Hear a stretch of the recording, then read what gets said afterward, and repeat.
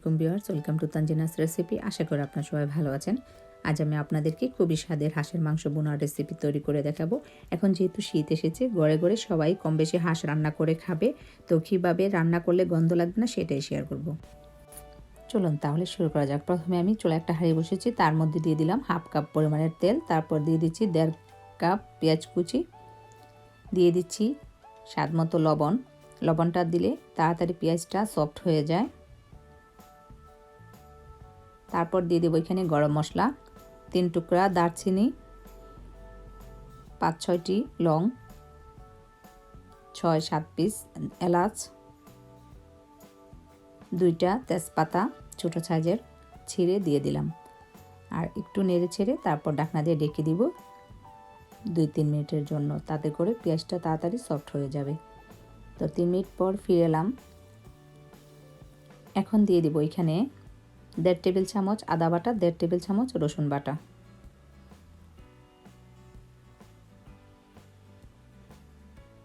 তারপর অ্যাড করব গুঁড়া মশলা। এখানে হলুদ নিয়েছি 2 টেবিল চামচ, ধনিয়া নিয়েছি 1 টেবিল চামচ, মরিচের গুঁড়া নিয়েছি 2 টেবিল চামচ, জিরার গুঁড়া নিয়েছি 1 টেবিল চামচ। এগুলোকে দিয়ে দিলাম। তারপর নেড়ে ছেড়ে সামান্য একটু পানি দিয়ে দিব, যেন মশলাটা তলায় লেগে না যায়। এখন দিয়ে দিব 1/2 কাপ টক দই। আমি টক দইটা হাঁসের মাংসের সাথে অ্যাড করি, তাতে করে মাংসতে গন্ধ লাগে না রান্না করার পরে। এখানে আমি চামড়া সহ হাঁসের মাংস নিয়েছি, এই 2 কেজির মতন ওজনের হবে হাঁসটা। তো ভালোভাবে ধুয়ে পরিষ্কার করে পানিটা জড়িয়ে দিয়ে নিয়েছি। এখন নেড়ে ছেড়ে ঢাকনা দিয়ে ঢেকে রেখে দিব 10 থেকে 12 মিনিটের জন্য। এর ভিতরে আমি একটু নেড়ে ছেড়ে দিয়েছি। তো এখন আবারও নেড়ে ছেড়ে দিচ্ছি। অনেক পানি উঠেছে হাঁস থেকে, আমি এখানে কোনো পানি অ্যাড করব না। এই পানির মধ্যে আমি মাংসটাকে কষিয়ে নেব। তো আবারও আমি 10 মিনিটের জন্য ঢাকনা দিয়ে ঢেকে রেখে দিয়েছি।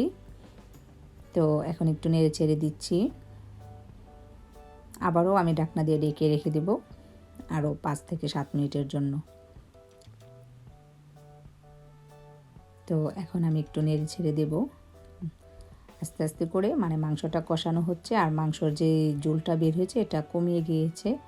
তো এখন আমি এখানে 5-6টি কাঁচামরিচ দিয়ে দিলাম। আবার ঢাকনা দিয়ে ঢেকে রেখে দেব 5 মিনিটের জন্য। মাংসটা প্রায় রান্না হয়ে গিয়েছে। আমি একটু নেড়ে ছেড়ে দিচ্ছি, আর একটা মাংস চেক করে নিচ্ছি, একদম সুন্দরভাবে সফট হয়েছে। আর এখন দিয়ে দেবো এখানে 1 টিস্পুন জিরার গুঁড়া, 1 টিস্পুন গরম মশলার গুঁড়া, আর এটা বাজা টালা জিরার গুঁড়া দিয়ে তারপর নেড়ে ছেড়ে আমি 5 মিনিটের জন্য রেখে দেব, চুলাটা মিডিয়াম হিটে রেখে। তো এখন 5 মিনিট পর ফিরে এলাম। রান্নাটা খুব সুন্দরভাবে হয়ে গিয়েছে। এখন আমি এটাকে নামিয়ে নেব, তারপর পরিবেশন করে আপনাদেরকে দেখাচ্ছি। তৈরি হয়ে গেল আমার খুবই স্বাদের হাঁসের মাংস রান্নার রেসিপি। যদি ভালো লাগে অবশ্যই ভিডিওটি একটি লাইক ও চ্যানেলটি সাবস্ক্রাইব করে সাথেই থাকুন।